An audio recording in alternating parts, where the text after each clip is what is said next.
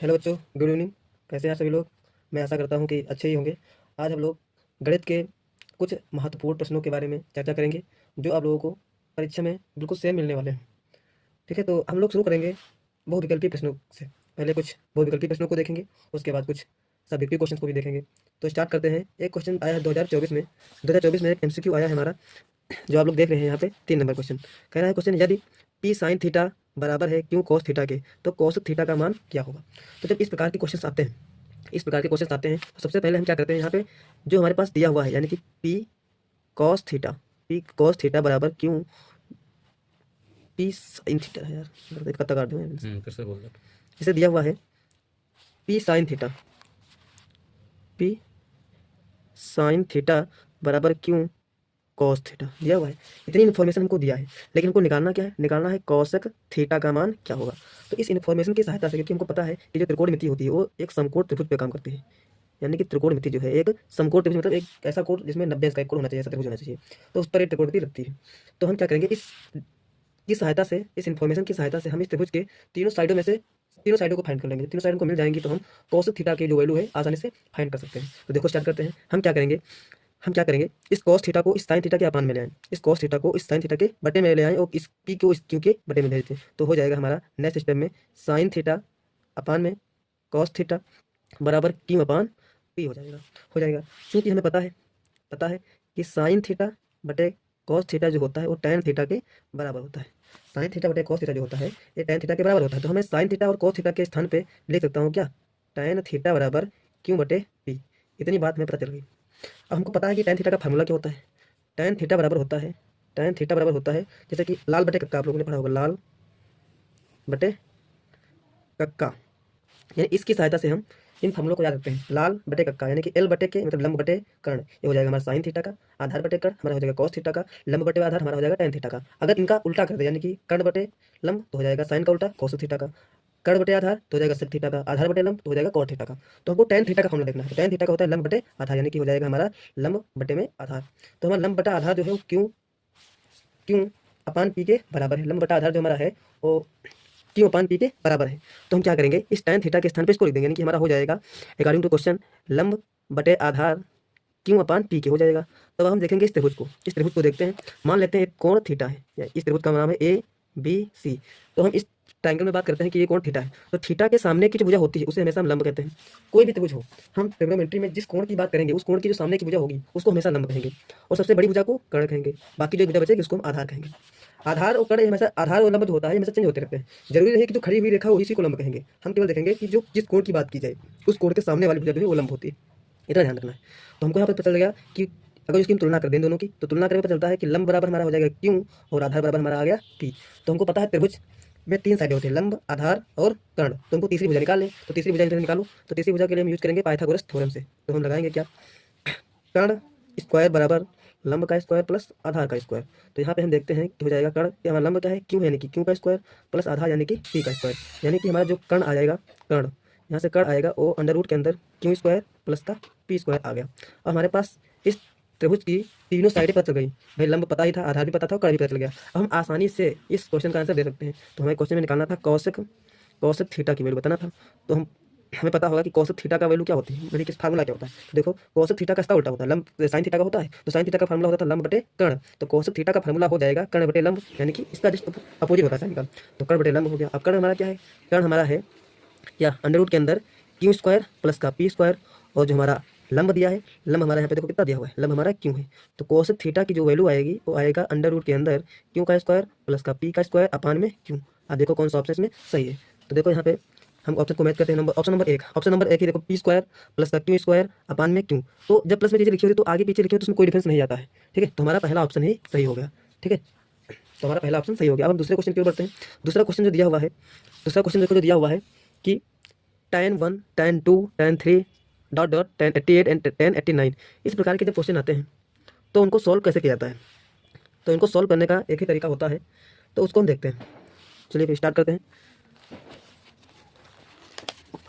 देखो दिया हुआ है क्वेश्चन में, क्या दिया हुआ देखिए, दिया हुआ है कि tan 1 degree, tan 2 degree, tan 3 degree dot dot dot हमारा हो गया tan 88 डिग्री, tan 89 डिग्री। इनकी वैल्यू निकालना है, ठीक है, इनकी वैल्यू निकालना है। तो हम कैसे निकालेंगे, देखो इस एक क्वेश्चन दो टाइप से आता है। अगर यहाँ पे क्वेश्चन में अगर दे दिया गया कि tan, इसके साथ में tan 90 अंश दे दिया गया, अगर tan 90 अंश दे दिया गया तो आपको कुछ देखना है, ऐसे बता देना है कि इसकी जीरो कितनी होगी, वैल्यू 0 होगी। लेकिन यहाँ पे 90 नहीं दिया है तो नहीं बता सकते, क्योंकि हमको पता है कि tan 90 की जो वैल्यू होती है वो कितनी होती है, बताइए tan 90 की वैल्यू कितनी होती है। tan 90 की वैल्यू होती है हमारी इनफाइनाइट, ठीक है। इनफाइनाइट से किसी चीज़ को मल्टीप्लाई करेंगे तो उसका वैल्यू हम ऑप्शन में पा ही नहीं सकते हैं।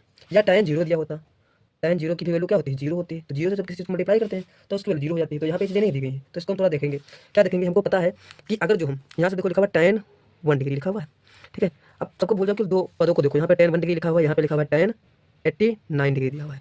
तो tan 89 को हम लिखना चाहें तो लिख सकते हैं क्या, tan 90 माइनस का 1 लिख सकते हैं, लिख सकते हैं। क्योंकि हमको पता है कि tan 90 माइनस का जो थीटा होता है, क्योंकि हमें पता है कि tan 90 माइनस का थीटा होता है जो, तो किसके बराबर होता है, tan 90 माइनस थीटा जो होता है वो कॉट थीटा के बराबर होता है। किसके बराबर होता है, कॉट थीटा के बराबर होता है, ठीक है। तो यानी कि जब इसको हम सॉल्व करेंगे तो ये आ जाएगा हमारा क्या, आ जाएगा यहाँ पे, क्योंकि tan 90 माइनस थीटा यानी कि हो जाएगा कॉट थीटा, यानी कि कॉट 1 हो गया, हो गया। अब हमको पता है कि अगर जो कॉट 1 लिखा हुआ है तो कॉट 1 को हम लिख सकते हैं क्या, 1/tan 1 लिख सकते हैं, लिख सकते हैं, लिख सकते हैं। तो यहाँ पे देखो अगर कहीं पे इतनी चीज़ लिखी मिल गई गुणे में है, तो यहाँ पे बटे में कॉट थीटा आगे है, ये क्या है, ये गुणे में है। यानी कि अगर जो लिखना चाहेंगे इसको तो लिख सकते हैं क्या, इसका जो दूसरा पद आएगा ये इसको हम लिख सकते हैं, यहाँ पे आएगा हमारा cot 1 डिग्री, और इसको जो नेक्स्ट पद में लिखेंगे यहाँ पे tan 1 डिग्री, या बाकी सब लिखा रहेगा, बाकी को मत देखो, खाली एक एक पद को हम सॉल्व करते हैं यहाँ पे। और यहाँ पे आगे से चलाएंगे तो यहाँ पे कॉट थीटा को लिख सकता हूँ 1/tan थीटा, सारी की सारी वैल्यू मल्टीप्लाई में, तो मल्टीप्लाई में हम इसको भी मान सकते हैं। तो ये से कट गया हमारा, तुम्हारा आंसर बना रहा है, आ रहा है कि नहीं आ रहा है। इसी प्रकार से देखो हर एक को कैंसिल करता हुआ मिल रहा है। tan 1 को कैंसिल कर रहा है तुम्हारा tan 89 कैंसिल कर रहा है, tan 2 को क्या कैंसिल करेगा, 88 करेगा, tan 3 को 87 कैंसिल करेगा। यानी कि हर एक वैल्यू को कैंसिल करने के लिए हमारे पास यहाँ पे पीछे दिया हुआ है। लेकिन एक ऐसी वैल्यू क्या है, tan 45 है। कौन सी, tan 45 है, इसको कोई नहीं मतलब कैंसिल कर सकता है, इसका कोई अपोजिट नहीं है। तो हम क्या करेंगे, हमको पता है कि tan 45 की वैल्यू कितनी थी, 1 होती है, और इनको सबको जब काटते हैं तब भी 1 आता था। तो इसकी जो ओवरऑल वैल्यू आएगी वो कितनी आएगी, 1 आएगी। क्या आएगा, 1 आएगा। तो देखो कोई ऑप्शन इसमें दिया हुआ है, तो यहाँ पे डी ऑप्शन जो तुम्हारा दिया हुआ है कितना दिया, 1 दिया, ये तुम्हारा राइट आंसर है, ठीक है, ये तुम्हारा राइट आंसर है।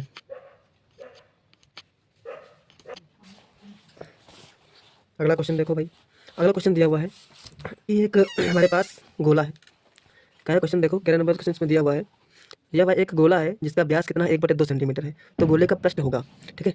तो हमको पता है कि जो हमारा गोला होता है, यानी गोला कुछ इस प्रकार से होता है। तो गोले का व्यास दिया हुआ है, गोले का व्यास कितना दिया, 1/2 दिया हुआ है। ये क्या तुम्हारा है, ये व्यास है। तो हमको पता है कि जो त्रिज्या होती है, त्रिज्या जो होती है वो व्यास का आधा होता है, यानी कि व्यास का अगर जो हम आधा कर दे तो भाई त्रिज्या आएगी। तो त्रिज्या यहाँ पे कितनी आ जाएगी, 1/2 का बटे 2, यानी कि 1/4 सेंटीमीटर हमारी क्या आ गई, त्रिज्या आ गई। त्रिज्या हमारी 1/4 सेंटीमीटर आ गई, तो हम निकालेंगे पृष्ठीय क्षेत्रफल। क्योंकि हमें पता है कि गोले का पृष्ठीय क्षेत्रफल जो होता है वो 4πr² होता है। तो इस वैल्यू को यहाँ पे रख देते हैं, जो हमारी है क्या है, 4 इंटू में पाई इंटू आर का स्क्वायर, यानी कि 1/4 इंटू 1/4। स्क्वायर का मतलब होता है कि उतनी संख्याओं को उतनी बार लिखा जाए, ठीक है, स्क्वायर का मतलब यही होता है। तो देखो यहाँ से 4 से 4 कट गया तो तुम्हारा आंसर आ जाएगा π/4 सेंटीमीटर स्क्वायर, यानी कि हमारा गोले का पृष्ठीय क्षेत्रफल होगा वो π/4 आएगा। देखो किस MCQ में आ रहा है, देखो यहाँ पे पहला तो π/2 है, तो हमारा गलत हो जाएगा, दूसरा π/4 यही हमारा करेक्ट ऑप्शन हो जाएगा, ठीक है। तो हमने 3 सवालों को देख लिया है, नेक्स्ट सवाल को देखते हैं।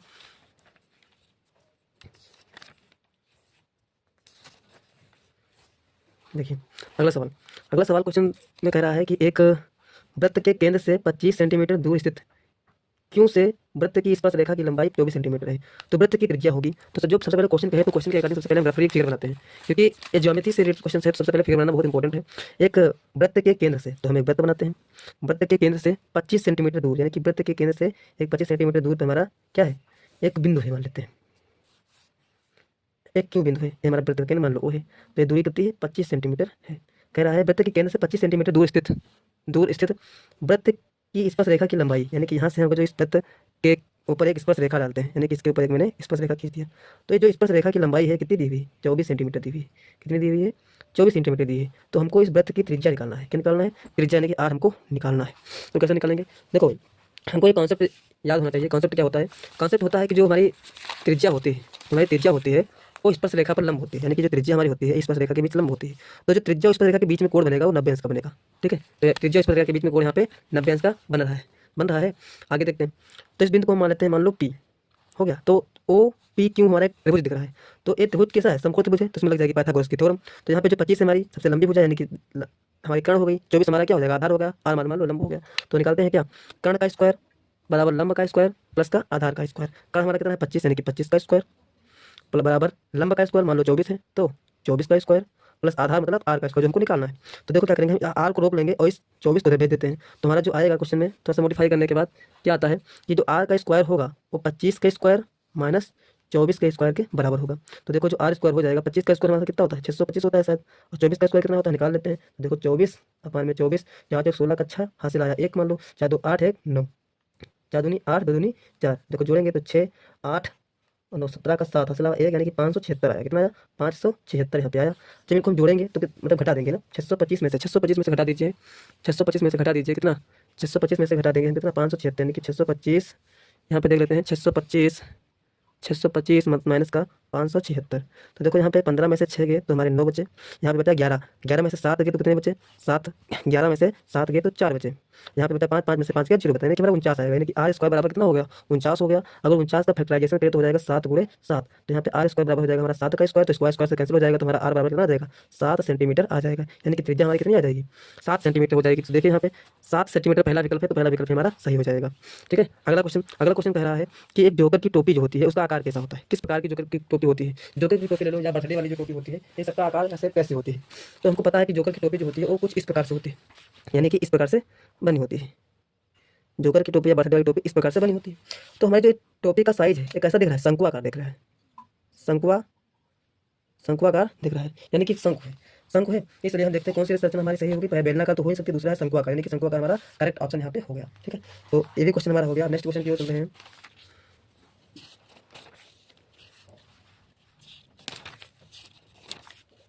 नेक्स्ट क्वेश्चन बर्तनों के लिए देखे रखा तो हमने सोच चला करे थे। हां पता लगा तुम बोल दियो तो कहीं नेक्स्ट क्वेश्चन है हमारा क्वेश्चन नंबर 15 दिख रहा है ना आप लोगों को। क्वेश्चन नंबर 15 कह रहा है कि एक 6 सेंटीमीटर त्रिज्या वाले एक वृत्त का त्रिज्यखंड का कोण 60 अंश है, तो त्रिज्यखंड का क्षेत्रफल निकालना है। त्रिज्यखंड होता क्या है, तो सबसे पहले त्रिज्यखंड देखते हैं। एक त्रिज्यखंड एक होता है वृत्त का एक पार्ट ही होता है हमारा, एक मान लो हमारा वृत्त हो गया, वृत्त को अगर किन्हीं दो त्रिज्याओं के द्वारा एक खंड में बांटा गया, यानी जो त्रिज्याएं हैं इनके द्वारा खंड किया गया, तो इसके खंड जो है त्रिज्याओं के द्वारा निर्मित है, इसलिए इसको बोलते हैं त्रिज्यखंड। क्या बोलते हैं, इसको बोलते हैं त्रिज्यखंड, क्योंकि त्रिज्याओं के द्वारा निर्मित है तो त्रिज्यखंड के नाम से ही जानते हैं। अब देखो क्वेश्चन क्या कह रहा है, इस त्रिज्यखंड का क्षेत्रफल हमें निकालना है, इसका हमें क्षेत्रफल निकालना है। क्वेश्चन कह रहा है 6 सेंटीमीटर त्रिज्या, यानी कि त्रिज्या यानी कि कितनी 6 सेंटीमीटर है कि नहीं है। अब देखो कह रहा है कि इनके बीच का जो कोण है त्रिज्याओं के, ये कितना दिया हुआ है, ये दिया है 60 अंश, कितना दिया हुआ है 60 अंश। हमको त्रिज्यखंड का क्षेत्रफल निकालना है। तो देखो त्रिज्यखंड का क्षेत्रफल का फार्मूला क्या होता है, त्रिज्यखंड बराबर जो होता है, त्रिज्यखंड बराबर जो होता है सूत्र थीटा बटे 360 इंटू में पाई आर स्क्वायर होता है। तो थीटा की जगह पे थीटा लिख दो, यानी कि थीटा की वैल्यू कितनी थी 60 है, तो 60 लिख दो, बटे में कितना है 360 है, इंटू में कितना है पाई आर स्क्वायर है। ठीक है, देखो यहाँ से 0 से 0 कटा, 6 कम 6 और 6 4 36, यानी कि हमारा 1/6 आया, और गुणे में पाई और इंटू में क्या आएगा हमारा आर स्क्वायर, आर की वैल्यू कितनी 6, यानी कि 6 गुणे 6 आ जाएगा क्योंकि स्क्वायर लगा हुआ है। तो 1 से 6 से 1 6 कट गया, 1 6 से हमारा 1 6 कट गया, तो हमारा जो आंसर आएगा वो आएगा 6 बचा और पाई बचा, तो हमारा आंसर आएगा 6 पाई सेंटीमीटर स्क्वायर। तो हमारे त्रिज्यखंड का क्षेत्रफल क्या आएगा 6 पाई सेंटीमीटर स्क्वायर। तो हमारा देखो इसमें एमसीक्यू सी वाला सही है, कौन सा मल्टीपल सही है, सी वाला, जो हमारा 6 सेंटीमीटर स्क्वायर आया, ये हमारा करेक्ट ऑप्शन हो गया। अब नेक्स्ट क्वेश्चन को देखते हैं। नेक्स्ट क्वेश्चन जो हमारा दिया हुआ है, नेक्स्ट क्वेश्चन हमारा दिया हुआ है कि यदि यदि 3 कॉट ए बराबर 4 है, यदि 3 कॉट ए बराबर कितना है 4 है, तो 1 माइनस का tan स्क्वायर ए अपान में 1 प्लस का tan स्क्वायर ए का मान हमें बताना है। तो देखो इसको कैसे निकालेंगे, इस क्वेश्चन को कैसे सॉल्व करेंगे। देखो ये जो क्वेश्चन में दिया हुआ है कि जो 3 कॉट ए बराबर कितना है 4 है, 3 कॉट ए बराबर 4 है, और हमको निकालना किसका वैल्यू है 1 माइनस का tan स्क्वायर ए अपान में 1 प्लस का tan स्क्वायर ए, इसकी वैल्यू हमको निकालनी है। तो ठीक है, देखो इसकी इन्फॉर्मेशन से सबसे पहले हम लंब कर्ण या आधार को निकालेंगे। तो देखो क्या लिखा है, अगर जो 3 को पक्षांतर कर दें, यानी कि 4 के नीचे भेज दे, तुम्हारा हो जाएगा कॉट ए बराबर 4/3 हो जाएगा। अब देखो कॉट ए का फार्मूला क्या होता है, कॉट ए का फार्मूला होता है, कॉट ए बराबर फार्मूला होता है क्या, का कोट जो tan होता है tan का जस्ट उल्टा होता है, यानी कि आधार बटे लंब, आधार बटे लंब होता है इसका कॉट का, जो tan का लंब बटे आधार होता है, तो कॉट का उल्टा हो जाएगा, आधार बटे लंब हो जाएगा। यानी कि यहाँ इसको कंपेरिजन करें तो हो जाएगा हमारा आधार बटे एल 4/3, यहाँ से हमारा आधार आ जाएगा 4, और मतलब आधार हमारा आ जाएगा 4, और आधार हमारा 4 आ जाएगा, सॉरी यहाँ पे आधार हमारा आ गया कितना 4 और लंब हमारा आ गया 3। तो इसकी सहायता से हम निकालेंगे कर्ण की वैल्यू। तो कर्ण स्क्वायर बराबर क्या होता है, कर्ण स्क्वायर बराबर होता है लंब का स्क्वायर प्लस का आधार का स्क्वायर।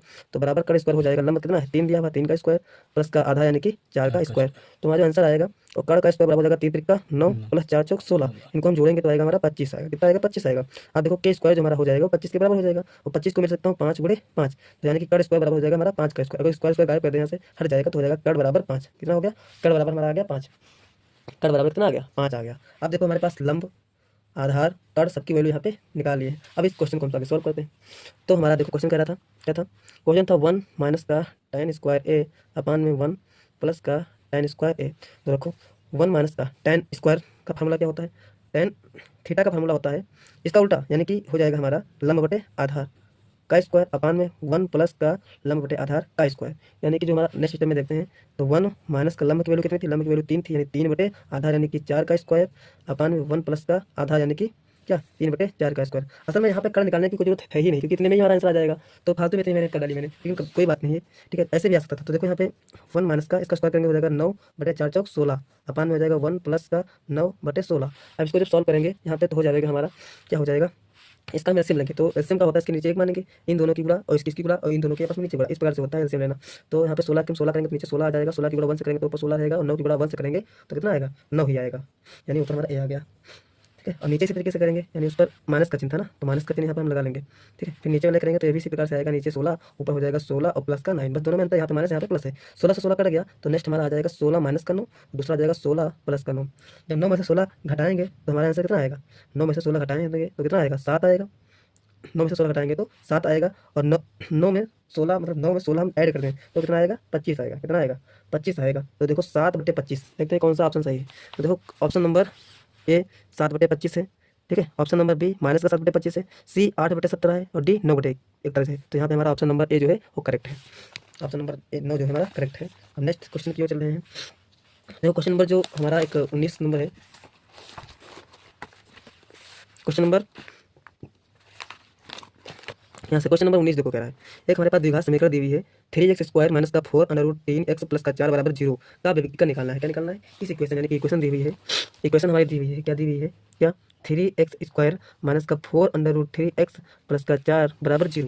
ये हमारी क्या इक्वेशन दी हुई है। हमारे पास विविक्तर का सूत्र क्या होता है, विविक्तर का सूत्र बराबर डी बराबर होता है क्या बी स्क्वायर माइनस का 4ac हमारा एक फार्मूला होता है, क्या विविक्तर का हमारा एक फार्मूला होता है, बी विविक्तर का फार्मूला होता है, डी हमारा क्या है विविक्तर है। तो विविक्तर बराबर होता है बी स्क्वायर माइनस का 4ac। तो इस समीकरण की हम कंपेरिजन करेंगे, तुलना करेंगे किससे, द्विघात समीकरण से। द्विघात समीकरण क्या होता है, ए होता है ए एक्स स्क्वायर प्लस का बी एक्स प्लस का सी बराबर 0। तो इसकी जब तुलना करेंगे तो देखो यहाँ एक्स स्क्वायर के गुणांक में क्या है 3 है, 3 क्या हो जाएगा ए बराबर में कितना आ जाएगा 3 आ जाएगा। फिर एक्स के गुणांक में क्या है माइनस का, क्योंकि यहाँ पे चीजें चिन्हों को भी साथ में रखा जाता है, यानी कि बी की वैल्यू आ जाएगी क्या माइनस का 4 अंडर रूट 3 और सी के स्थान पे क्या लिखा 4, यानी कि सी बराबर कितना आ जाएगा हमारा 4 आ गया। अब इन वैल्यू को इसमें पुट करके देखते हैं तो डी बराबर हो जाएगा बी स्क्वायर यानी कि अंडर रूट 4 अंडर रूट 3 का होल ऑफ स्क्वायर माइनस का 4 इंटू ए करता है 3 है और जो हमारा सी है वो हमारा 4 है। तो देखो हमारा जब इसका स्क्वायर हटाएंगे, जो माइनस होता है उसका स्क्वायर होता है, तो स्क्वायर क्या करेगा इस माइनस को हटा गायब कर देता है। तो क्योंकि माइनस माइनस की मल्टीप्लाई हमेशा प्लस होती है तो यहाँ से प्लस चिन्ह आ जाएगा ना। अब 4 की जब गुणा करके 4 से 4 चौक 16 और 3 की स्क्वायर करेंगे तो रूट हट जाता है, यानी कि 3 बचता है। ठीक है, यहाँ पे क्या हो जाएगा 4 की गुणा 3 से करेंगे 4 से करेंगे तो 4 चौक 16, 16 तियाँ 48 हो जाएगा और यहाँ पर भी देखो 16 तियाँ 48 हो गया, 48 प्लस का है 48 माइनस का है, तो ये दोनों कट जाएंगे तो हमारा आंसर 0 आएगा। तो देखो कौन सा ऑप्शन सही है, यहाँ पे देखिएगा पहला ऑप्शन हमारा अनुरूट 4 मतलब 4 अनुरूट 3 है तो हमारा नहीं होगा, दूसरा हमारा 36 है ये भी नहीं होगा, तीसरा देखो 0 आ रहा है, सी हमारा ऑप्शन क्या है 0 है। तो ऑप्शन सी जो हमारा है वो करेक्ट आंसर है इस क्वेश्चन का। नेक्स्ट क्वेश्चन देखते हैं हम लोग, देखिए नेक्स्ट क्वेश्चन हम लोग देखते हैं, क्वेश्चन नंबर 4 दिया हुआ है। क्वेश्चन नंबर 4 क्या दिया हुआ है कि निम्नलिखित संख्याओं में से कौन सी संख्या एक परिमेय संख्या हो। तो सबसे पहले हम लोग देखेंगे कि परिमेय संख्या क्या होती है, परिमेय संख्या होती क्या है, कैसे कैसे हम परिमेय संख्या बोलते हैं। तो परिमेय संख्या क्या होती है, परिमेय संख्या क्या होती है। तो परिमेय संख्या वे संख्याएं होती हैं जो पी बाई क्यू के रूप में लिखी होती हैं, उनको परिमेय संख्या कहते हैं। परिमेय संख्या वे संख्या होती हैं जो पी अपान क्यू के रूप में लिखी होती हैं, उनको क्या बोलते हैं परिमेय संख्या बोलते हैं। तो बोलते हैं अब इस क्वेश्चन को देखते हैं, हम देखते हैं कौन सा ऐसा इसमें है जो पी बाई क्यू के रूप में है, जिसको देखो पहला वाला दिया हुआ है ऑप्शन अंडर रूट 3 बटे अंडर रूट 5, अंडर रूट 3 बटे अंडर रूट 5।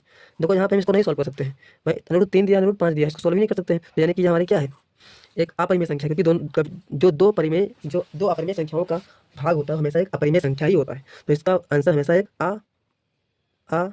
परिमेय संख्या ही आएगा, यानी कि ये क्वेश्चन ऑप्शन हमारा गलत हो जाएगा।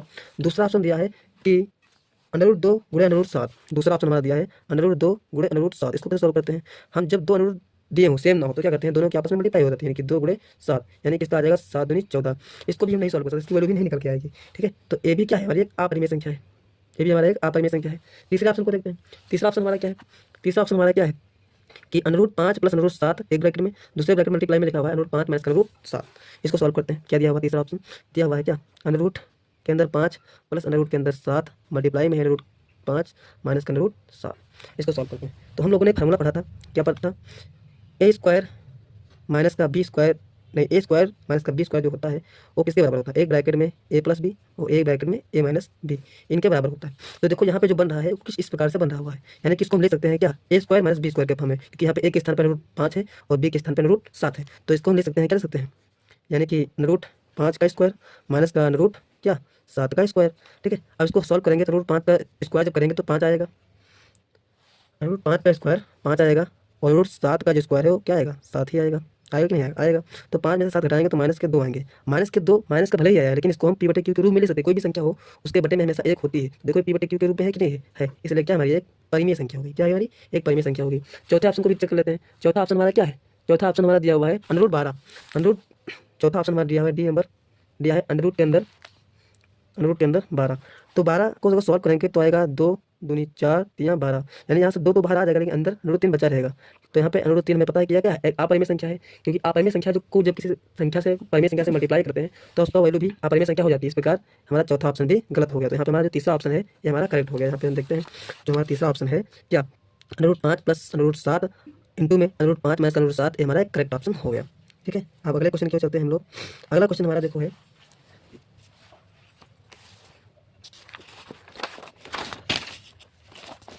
हाँ बेटा, काफ़ी प्रभाव बढ़िया हमने चलो चल रहा है। मेहनत कर रही है। देखो अगला क्वेश्चन जो हमारा है, ऊपर दोनों ध्यान दे रहा है। क्वेश्चन हमारा है अगला क्वेश्चन हमारा देखो दे रहा है यहाँ पे, दिया हुआ क्वेश्चन है कि यदि एक द्विघात समीकरण है x² प्लस का 2x माइनस का p बराबर 0, तो इसका एक मूल दिया है -2, तो p का मान में ज्ञात करना है। ठीक है, तो एक मूल दिया हुआ है, यानी कि पहले हम इक्वेशन को लिख देते हैं। इक्वेशन हमारी क्या है? इक्वेशन हमारी है कि जो हमारा x² प्लस का 2x माइनस का p बराबर किसके बराबर है? 0 के बराबर है। और इसमें दिया हुआ है कि एक मूल कितना है? -2 है। तो हमें p की वैल्यू बतानी है।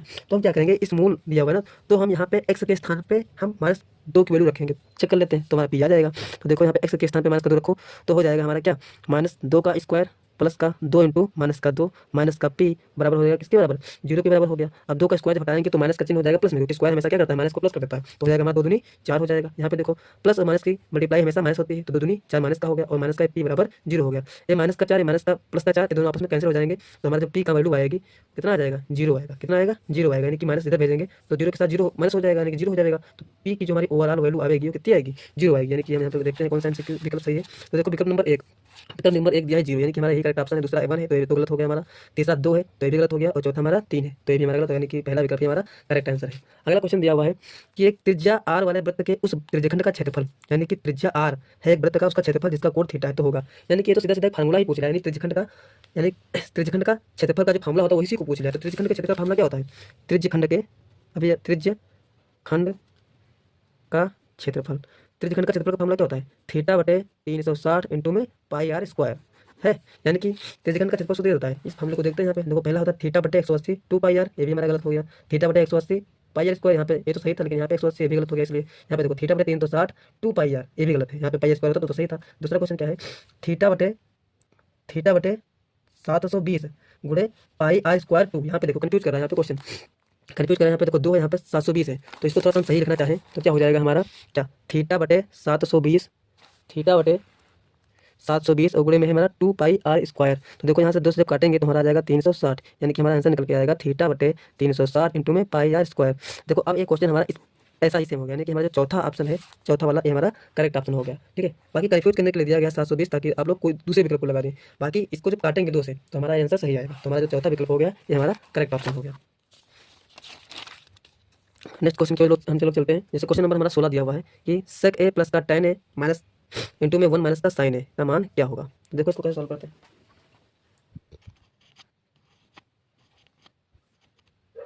चलो बच्चों अगला क्वेश्चन देखते हैं। तो क्वेश्चन दिया हुआ है कि sec a प्लस का tan a इंटू में 1 माइनस का sin a का मान हमें ज्ञात करना है। तो देखो भाई इसको कैसे सॉल्व करते हैं। तो हमारा क्वेश्चन दिया हुआ है, क्वेश्चन दिया हुआ है क्या, क्वेश्चन दिया हुआ है sec a प्लस का tan a इंटू में क्या दिया हुआ है 1 माइनस का sin a। हम इसको सरल करना है, ठीक है। तो देखो कैसे सॉल्व करते हैं। देखो यहाँ पे sec a को क्या मिल सकता हूँ, sec a को ले सकता हूँ 1 बटे cos a, क्योंकि sec a जो होता है, sec a जो होता है वो 1/cos a के इक्वल होता है। तो हो गया प्लस tan o को ले सकता हूँ मैं sin a अपान में cos a, ये भी हमारा एक फार्मूला है। और इसको ऐसे का ऐसा लिखा रहा देंगे। अब देखो यहाँ पे हम एलसीएम हमारा काम क्या मिल रहा है, cos a मिल रहा है, तो cos a लिख देंगे, ऊपर एस इट इज जुड़ जाएगा, तो हो जाएगा 1 प्लस का sin a। हो गया। अब देखो यहाँ पे आपको कुछ दिख रहा होगा, क्या दिख रहा है, इस ब्रैकेट को देखो, इसको नीचे भूल जाओ। तो एक ब्रैकेट में a प्लस बी और एक ब्रैकेट में a माइनस बी, तुम्हारा एक फार्मूला बन गया, क्या होता है, ए स्क्वायर माइनस का बी स्क्वायर, जो होता है एक ब्रैकेट में a प्लस बी और दूसरे ब्रैकेट में a माइनस बी के बराबर होता है कि नहीं होता है। तो हम यहाँ पे देखें कि यहाँ पे 1 की जगह पे हमारा ए स्क्वायर ए हो गया और बी के स्थान पे हमारा साइन ए हो गया। तो हम इस फार्मूले को यूज़ करेंगे तो हो जाएगा हमारा क्या, ए स्क्वायर यानी कि 1 का स्क्वायर माइनस का बी स्क्वायर यानी कि साइन स्क्वायर ए हो गया, अपान में तुम्हारा जो कॉस है कॉस लिखा रहने देंगे, कोई दिक्कत नहीं। 1 का स्क्वायर हमेशा 1 ही होता है, माइनस का साइन स्क्वायर ए, इसको ऐसा लिखा रहेंगे, बटे में क्या लिखा हुआ है, कॉस ए लिखा हुआ है। 1 माइनस का साइन स्क्वायर ए जो होता है वो कॉस स्क्वायर ए के बराबर होता है, और अपान में हमारा कॉस ए दिया हुआ है। यहाँ से स्क्वायर ए कट जाएगा तो हमारा बचेगा केवल और केवल कॉस ए, यही कॉस ए हमारा करेक्ट आंसर हो जाएगा। देखो अगर विकल्प में क्या दिया हुआ है, पहला विकल्प दिया हुआ है सेक ए, तो हमारा गलत हो जाएगा, दूसरा दिया है साइन ए भी गलत हो गया, तीसरा दिया हुआ है कॉस ए, ये भी गलत है, डी ऑप्शन दिया है कॉस ए, तो ये हमारा क्या है, करेक्ट ऑप्शन हो गया।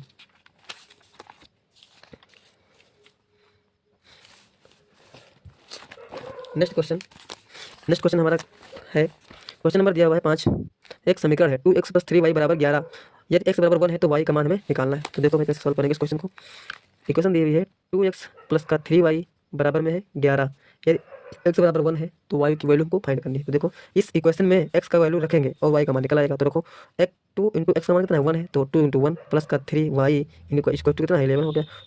2 की गुणा 1 से करेंगे तो 2 ही आएगा, और प्लस का 3y बराबर कितना 11, इसको 2 को इधर भेजेंगे तो हो जाएगा 3y बराबर 11 माइनस का 2, यानी कि 3y जो हो जाएगा हमारा 9 के बराबर हो जाएगा। तो यहाँ से 3 को उसके बटे में भेजेंगे तो y बराबर हो जाएगा हमारा 9/3, 3 × 3 3 3 9। तो यहाँ पे जो y की वैल्यू हमारी आ जाएगी कितनी आ जाएगी 3 आ जाएगी, हमारी वैल्यू के लिए 3 आ जाएगी। देखो पहला ऑप्शन हमारा दिया है 2, हमारा गलत हो जाएगा, दूसरा हमारा 3, तो 3 हमारा देखो सही ऑप्शन हो गया, 4 हमारा गलत हो गया, 5 गलत हो गया, तो हमारा दूसरा ऑप्शन यहाँ पे करेक्ट है। देखो बच्चों नेक्स्ट क्वेश्चन हमारा दिया हुआ है कि 3 सेंटीमीटर त्रिज्या के एक ठोस बेलन की ऊंचाई 5 सेंटीमीटर है, ठीक है। एक समान त्रिज्या का अर्धगोला उसके शीर्ष पर रखा है, तो इस ठोस का कुल पृष्ठीय क्षेत्रफल क्या होगा। इस क्वेश्चन को सॉल्व करना है, कैसे सॉल्व करेंगे। एक 3 सेंटीमीटर त्रिज्या के एक ठोस बेलन की ऊंचाई, ठीक है। तो सबसे पहले इस क्वेश्चन का जो कह रहा है उस क्वेश्चन के रिगार्डिंग उसको एक रफली फिगर ड्रा करेंगे। तो देखो क्वेश्चन कह रहा है 3 सेंटीमीटर के एक ठोस बेलन की ऊंचाई 5 सेंटीमीटर है, यानी कि हमारे पास मान लो एक बेलन हो गया, ठीक है, ये हमारा एक बेलन हो गया, ये हमारा एक बेलन हो गया, जिसकी त्रिज्या कितनी है, त्रिज्या हमारी इसकी कितनी है, आर बराबर कितना है 3 सेंटीमीटर है, यानी कि यहाँ से यहाँ तक की डिस्टेंस कितनी है, ये हमारा कितना है 3 है, हो गया। और इसकी ऊंचाई दिया है 5 सेंटीमीटर, यानी कि 3 सेंटीमीटर त्रिज्या के एक ठोस बेलन की ऊंचाई कितनी है 5 सेंटीमीटर की, इसकी ऊंचाई कितनी होगी हमारी 5 सेंटीमीटर होगी, ठीक है, यानी कि एच बराबर कितना हो गया हमारा 5 सेंटीमीटर हो गया।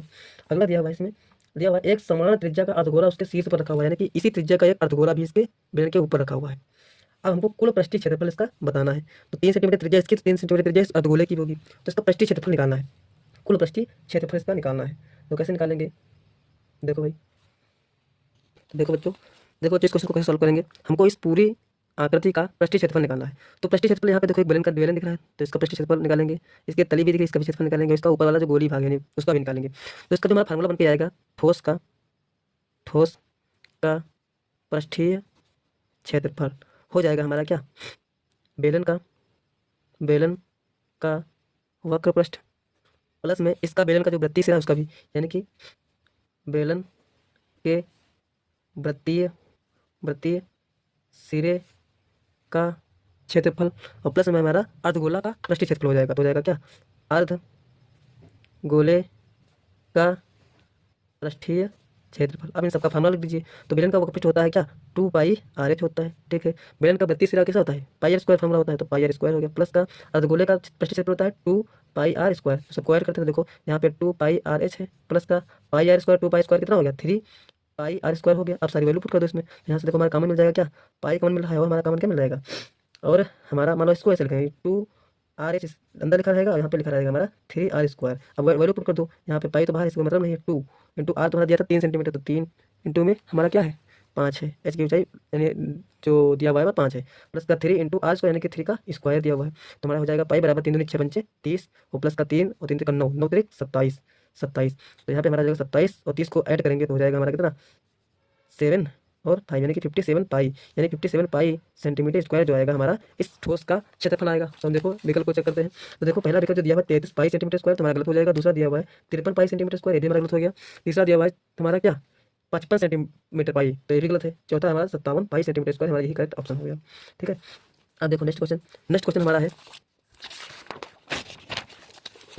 तो बच्चों नेक्स्ट क्वेश्चन हमारा है एक द्विघात समीकरण दी हुई है, एक द्विघात समीकरण दिया हुआ है। देखो क्वेश्चन में दिया एक द्विघात बहुपद है जो पी एक्स बराबर 4x स्क्वायर माइनस का 4x माइनस का 1, इसके शून्यकों का गुणनफल हमको निकालना है। क्या निकालना? शून्यकों का गुणनफल। सबसे पहले क्वेश्चन को लिखते हैं, तो ये क्वेश्चन हमारे दिया हुआ है कि पी एक्स जो है वो बराबर है 4x स्क्वायर के माइनस का 4x और माइनस का 1 के बराबर है।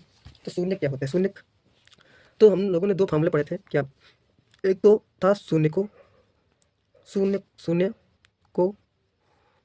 का योगफल, यानी कि हम मानते हैं दो शून्य का मान लो एक अल्फा एक बीटा है, तो अल्फा बीटा का योगफल जो होता है वो माइनस का बी अपान ए होता है। दूसरा सूत्र था शून्यकों का गुणनफल वो होता है हमारा अल्फा इंटू बीटा, तो ये होता है सी अपान ए। ये दो फार्मूले होते हैं इससे रिलेटेड, तो हम क्या करेंगे इसको हम तुलना करेंगे पहले, यानी कि इसको हम एक इक्वेशन रखते हैं, क्या लिखते हैं कि पी एक्स जो हमारा है वो ए एक्स स्क्वायर माइनस का बी एक्स और प्लस का सी से इसकी तुलना करेंगे। तो हमारा ए कितना आ रहा है, देखो यहाँ पे ए है तो ए के स्थान पे है कितना है 4 है, तो ए की वैल्यू कितनी आ गई 4 आ गई। बी कितना आ रहा है बी, यहाँ पे प्लस होता है तो बी देखो बी के स्थान पे कितना आ रहा है, बी की जगह पे आ रहा है माइनस का 4 और सी के स्थान पे आ रहा है माइनस का 1, तो इस वैल्यू को यहाँ पे रखो। तो हमको पता है कि शून्यकों का गुणनफल क्या होता है, शून्यकों का गुणनफल होता है सी अपान है, तो सी की वैल्यू कितनी है माइनस का 1 है, ठीक है, और ए की वैल्यू 4 है, तो हमारा जो आंसर आ जाएगा कितना आ जाएगा माइनस का 1/4 हमारा आंसर आ जाएगा। सीधी सी बात है। तो क्वेश्चन में देखो आंसर कितना दिया हुआ है, क्वेश्चन पहला जो MCQ है इसमें बता रहा है कि माइनस का 1 तुम्हारा गलत हो जाएगा, दूसरा है माइनस का 1/4 तुम्हारा यही ऑप्शन करेक्ट हो जाएगा, यानी कि जो हमारा आंसर आएगा माइनस का 1/4 आएगा।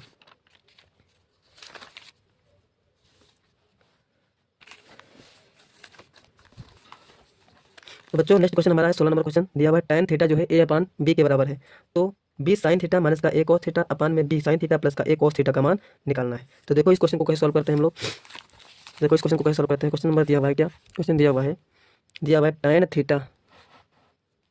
tan थीटा जो है a/b के बराबर है, तो b sin थीटा माइनस का a cos थीटा, ठीक है, अपान में b sin थीटा प्लस का a cos थीटा, इसकी वैल्यू में निकालना है। तो देखो इसको सॉल्व करेंगे तो tan थीटा का फार्मूला क्या होता है, tan थीटा होता है लंब बटे आधार, ये बराबर किसके a अपान b के बराबर, तो यहाँ से देखो हमारा लंब कितना आ जाएगा a आ जाएगा, मतलब लंब हमारा कितना a आ जाएगा और आधार हमारा कितना आ जाएगा b आ जाएगा। तो कर्ण की वैल्यू क्या हो जाएगी, कर्ण स्क्वायर बराबर होता है लंब स्क्वायर प्लस का आधार का स्क्वायर, जिसको सॉल्व करेंगे तो कर्ण स्क्वायर बराबर हो जाएगा a का स्क्वायर और प्लस का b का स्क्वायर, यानी कि अगर k का मान निकालेंगे तो हो जाएगा अंडर रूट के अंदर a का स्क्वायर प्लस का b का स्क्वायर, तो यहाँ पे k भी पता चल गया। अब हम सारी वैल्यू उसमें पुट कर देंगे, तो यहाँ पे दिया हुआ है हमारा क्या, इस क्वेश्चन में दिया हुआ है b इंटू साइन थीटा का फार्मूला क्या होता है, साइन थीटा बराबर लंब बटे कर्ण होता है, ठीक है, माइनस का a इंटू कॉस थीटा क्या होता है आधार बटे कर्ण होता है, अपान में b इंटू साइन थीटा में से दिया हुआ है तो b इंटू साइन थीटा लंब बटे कर्ण हो जाएगा, प्लस का a इंटू कॉस थीटा यानी कि आधार बटे कर्ण हो जाएगा। आप सारी वैल्यू को यहाँ पे पुट कर देंगे, तो पुट कर दो भाई, आगे देखते हैं तो क्या होता है। यहाँ पे हो जाएगा b इंटू में लंब तुम्हारा कितना है, लंब हमारे यहाँ पे दिया हुआ है a, तो a अपान कर्ण कितना दिया हुआ अंडर रूट के अंदर a स्क्वायर और प्लस का b स्क्वायर दिया हुआ है, फिर प्लस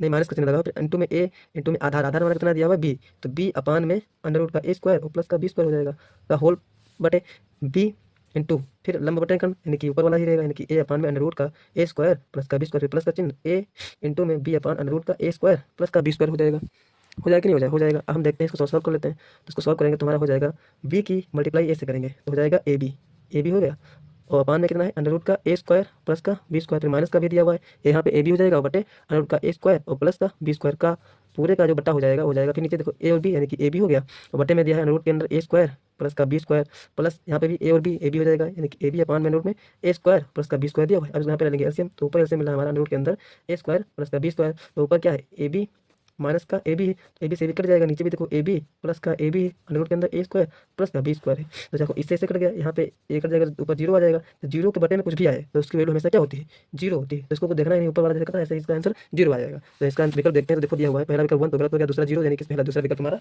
सही हो गया, दूसरा विकल्प हमारा करेक्ट यहाँ पे आंसर हो गया।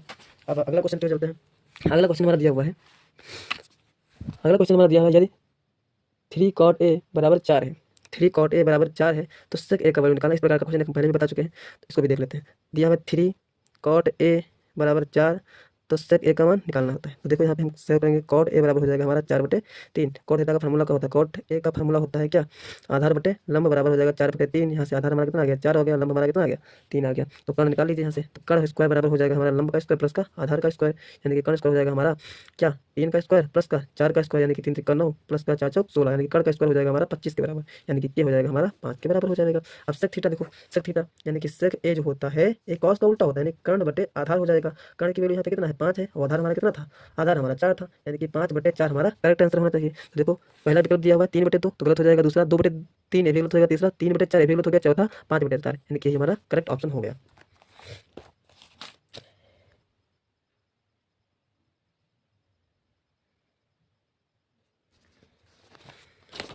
अगला क्वेश्चन है बच्चों, देखो यहाँ पे दिया हुआ है कि संख्या 4/3 क्या है, एक कौन सी संख्या है। तो देखो √3 एक अपरिमेय संख्या, हमको पता है √3 जो है एक अपरिमेय संख्या है, अपरिमेय संख्या है। तो अपरिमेय संख्या को जब किसी परिमेय संख्या से गुणा करते हैं तो उसकी वैल्यू हमेशा अपरिमेय होती है। तो देखो यहाँ पे दिया तीसरा ऑप्शन, यानी कि अपरिमेय संख्या हो जाएगा। ठीक है, जब हम अपरिमेय संख्या को किसी परिमेय संख्या से गुणा करते हैं तो उसकी वैल्यू हमेशा अपरिमेय होती है, तो इसको ऐसे बता सकते हैं क्या हो जाएगा, अपरिमेय संख्या हो गया। तीसरा ऑप्शन तो अगला क्वेश्चन है, क्वेश्चन दिया हुआ है, क्या दिया हुआ है कि 1/x² प्लस का 6 बराबर 1/10 है, तो x का मान निकालना है। तो देखो क्वेश्चन क्या है, 1/x² प्लस का 6 बराबर 1/10 है कि नहीं है। तो इसमें हमको x की वैल्यू बताना है। तो हम क्या करेंगे, यहाँ पे दोनों साइड के दर्जे हम पलट देंगे, तो हो जाएगा हमारा ये ऊपर चलेगा, ये भी ऊपर चलेगा, x² प्लस का 6 बराबर हो जाएगा 10 के बराबर, 6 भेजो तो x² बराबर हो जाएगा 10 माइनस का 6, यानी कि x² बराबर आ जाएगा 4 के। जब यहाँ से स्क्वायर हटाएंगे तो यहाँ पे रूट आएगा √4, कौन सा, प्लस माइनस। तो जब 4 का वैल्यू आएगी प्लस या माइनस का 2, यानी कि x की वैल्यू हमारी कितनी आएगी, प्लस या माइनस का 2। तो देखते हैं कौन सा ऑप्शन सही है। पहला ऑप्शन है प्लस या माइनस का 1, दूसरा है प्लस माइनस का 2, तो ये हमारा करेक्ट ऑप्शन हमारा हो गया। ठीक है, अगला क्वेश्चन देखो बच्चों क्या होता है। अगला क्वेश्चन दिया हुआ है, ए बिंदु है 5 माइनस का 5, 6 किस चतुर्थांश में स्थित होगा। ठीक है, तो देखो चतुर्थांश पहले देखते हैं। तो हमारा कोऑर्डिनेट क्या होता है, हमारा कोऑर्डिनेट सबसे पहले बनाते हैं, पॉइंट हमारा क्या था, पॉइंट हमारा क्या था, पॉइंट हमारा था कि -5, 6 ये किस चतुर्थांश में से, चतुर्थांश पहले बनाते हैं। देखो दो लाइनें होती हैं, इसमें पहला चतुर्थांश हो गया, ये दूसरा चतुर्थांश हो गया, हमारा तीसरा चतुर्थांश हो गया, हमारा चौथा चतुर्थांश हो गया। तो इस पर जो हमारी रेखाओं में अंक होते हैं उनको इस प्रकार से, यानी कि इधर की ओर इसको हम मानते हैं एक्स, इसको मानते हैं एक्स डैश, इसको मानते हैं वाई, इसको मानते हैं वाई डैश। ये होता है पॉजिटिव वाले और एक्स के नेगेटिव वाले, कि यहाँ पे 1 2 3 4 5 6, ये नेगेटिव वाला हो जाएगा, -1 -2 -3 -4 -5 एंड -6। ये ऊपर प्लस वाले होंगे वाई, यानी कि +1 +2 +3 +4 +5। यहाँ पे माइनस वाले वाई हो जाएंगे, -1 -2 -3 -4 -5, यानी कि कुछ नहीं है, एक्स वाले इधर इस पर इस लाइन पे सारे के सारे एक्स वाले होंगे, यानी कि एक तरफ एक्स वाले पॉजिटिव, एक तरफ एक्स नेगेटिव, इस लाइन पे सारे के सारे वाई वाले होंगे, यानी कि एक तरफ ऊपर वाले तरफ वाई की पॉजिटिव होंगे, नीचे वाले वाई के नेगेटिव होंगे। तो क्वेश्चन दिया है -5, 6। तो देखो जो इस प्रकार का लिखा होता है वो हमेशा यक्स, वाई के रूप में लिखा होता है, यानी कि एक्स को बोलेंगे भुज, वाई को बोलेंगे कोट, यानी कि भुज, कोट के रूप में हमेशा कोऑर्डिनेट लिखा होता है, यानी कि यक्स, वाई के रूप में लिखा होगा। तो जो पहला वाला होगा हमेशा यक्स होता है, यानी कि -5 यानी यक्स की लाइन पे देखेंगे तो यक्स का लाइन हमारा ये है, लेकिन पैसा नेगेटिव है, तो नेगेटिव क्यों जाएंगे, नेगेटिव 1 2 3 4 5, यानी कि यहाँ पॉइंट मिला। देखो हमारे यहाँ पे 4, फिर क्वेश्चन कह रहा है कि 6, यानी 6 वाई वाला पॉजिटिव, यानी कि ऊपर हो जाएंगे, तो ऊपर देखो जाएंगे, यहाँ पे हमारा 5 आ रहा है तो यहाँ पे हमारा 6 हो जाएगा, हमारा 6 आ गया कुछ इस प्रकार से, यहाँ पे आएगा 5 के सीधे में, यानी कि थोड़ा सा ऊपर बढ़ा देंगे तो यहाँ पे हमारा आएगा, यानी कि 5 का 6 हमारा यही वाला विकल्प हो गया, तो हमारा ये वाला करेक्ट हमारा आंसर हो गया। ठीक है, तो हमारा इस प्रकार से बनेगा। तो एक किस चतुर्थांश में आ रहा है, सेकंड चतुर्थांश में आ रहा है, तो हमारा आंसर हो जाएगा क्या, द्वितीय चतुर्थांश, यानी तीसरा विकल्प हमारा सही हो जाएगा। तो बच्चों इतने एमसीक्यू बहुत ही महत्वपूर्ण क्वेश्चन हैं, इसमें ट्रिग्नोमेट्री के तो बहुत सारे महत्वपूर्ण क्वेश्चन में से तो आपको वही सारे क्वेश्चन मिलेंगे, बस थोड़ा सा डिजिट भले ही चेंज हो जाए, लेकिन क्वेश्चन उसी टाइप के सारे होंगे। तो अच्छे से इन क्वेश्चन को देख लीजिएगा, पढ़ लीजिएगा, शायद आप लोगों को इस परीक्षा में आपको यही क्वेश्चन मिल जाएंगे। तो बहुत बहुत धन्यवाद आप लोगों को, पढ़ते रहो और मचाते रहो।